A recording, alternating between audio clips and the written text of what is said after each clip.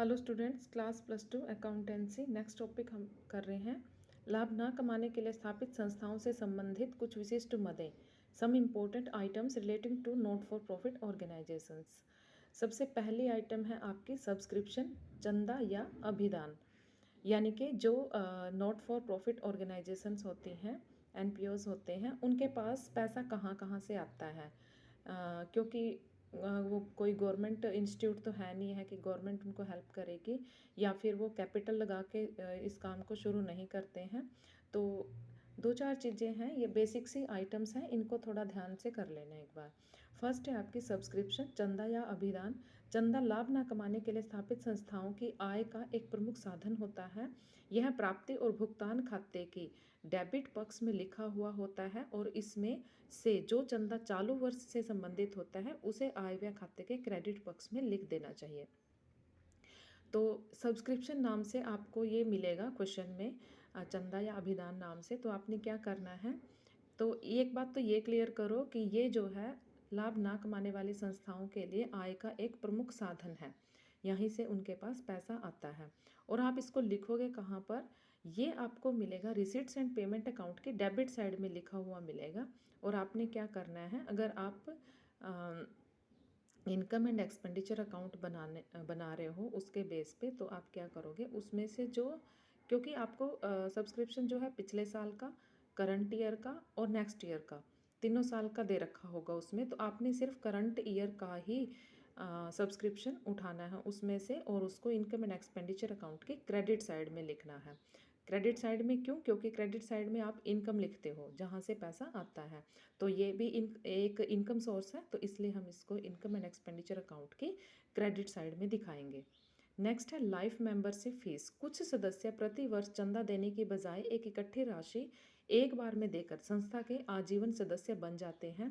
इनसे प्राप्त राशि आजीवन सदस्यता शुल्क कहलाती है। यह राशि किसी एक वर्ष की ना होकर पूरे जीवन के लिए होती है, अतः इसे पूंजीगत प्राप्ति मानकर स्थिति विवरण में या तो पूंजी कोष में जोड़ दिया जाता है या दायित्व पक्ष में अलग से लिखा जाता है।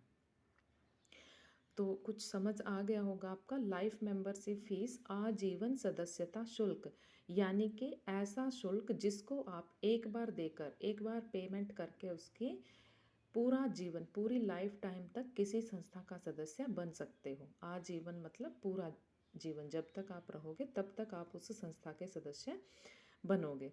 तो एक बार ही पेमेंट करनी होती है, इसलिए हमने इसको क्या माना है, पूंजीगत आय माना है, कैपिटलाइज रिसिट माना है, इसको पूंजीगत प्राप्ति माना है। क्योंकि ये एक स्थिर आय है, किसी भी संस्था के लिए एक बार में ही प्राप्त हो जाती है, और उसके बाद उस संस्था का दायित्व बन जाता है कि उस आदमी के लिए काम करे जो किसी संस्था का सदस्य बन गया है।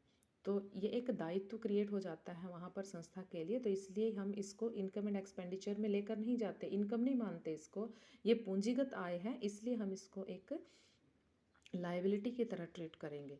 या तो आप इसको बैलेंस शीट में कैपिटल फंड में जोड़ के दिखा दो, या फिर लायबिलिटी साइड में अलग से दिखा सकते हो।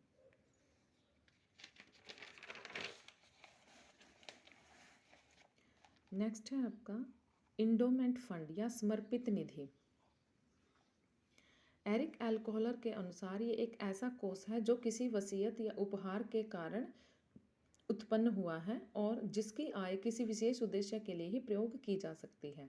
अतः यह एक पूंजीगत प्राप्ति है, क्योंकि इससे संस्था को स्थायी रूप से आय प्राप्त होती रहती है। इसे दायित्व पक्ष में अलग से एक कोष के रूप में लिखा जाता है।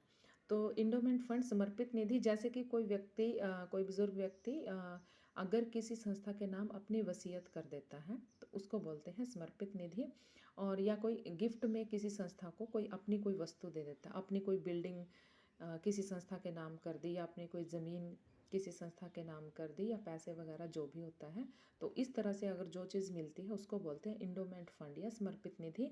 और ये एक पूंजीगत प्राप्ति है, क्योंकि ये भी आपको एक स्थायी रूप से प्राप्त हो रही है, एक बार ही प्राप्त हो रही है, तो इसलिए इसको हम पूंजीगत प्राप्ति ही मानेंगे।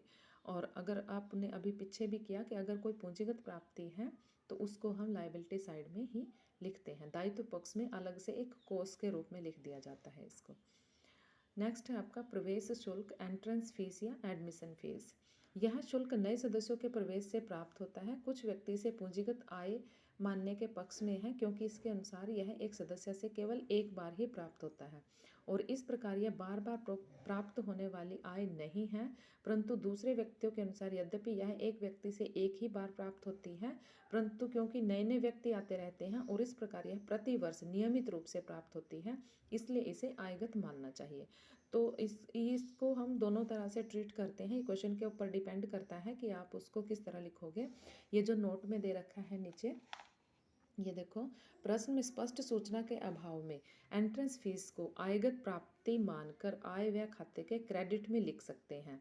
यदि प्रश्न में प्रवेश शुल्क को पूंजीगत प्राप्ति मानने के लिए कहा गया है तो इसे चालू वर्ष के स्थिति विवरण के दायित्व पक्ष में दिखाएंगे।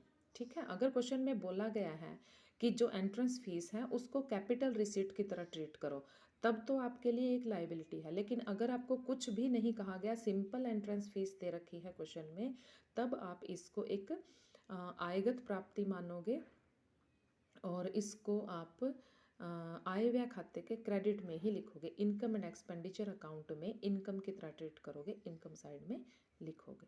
ठीक है।